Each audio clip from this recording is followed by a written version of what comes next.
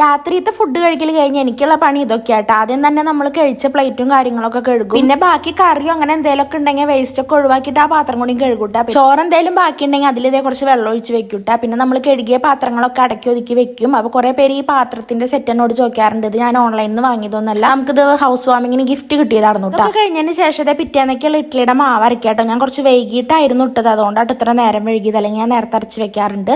പിന്നെ അതേ മാവ് അരച്ച പാത്രം അങ്ങനെയുള്ള കുറച്ച് പാത്രങ്ങളൊക്കെ കഴുകിയിട്ട് ചെറുതായിട്ട് ഷാമ്പൂ വാഷ് ഇട്ടിട്ട് പാത്രം വേഗണ സ്പേസ് ഒക്കെ ഒന്ന് കഴുകിയിട്ടാ. പിന്നെ അത് അവിടെയൊക്കെ തുടച്ച് ക്ലീൻ ആക്കിയിട്ട് മിക്സിയും അതുപോലെ തന്നെ ഗ്യാസും കാര്യങ്ങളൊക്കെ തുടച്ച് ക്ലീൻ ആക്കി.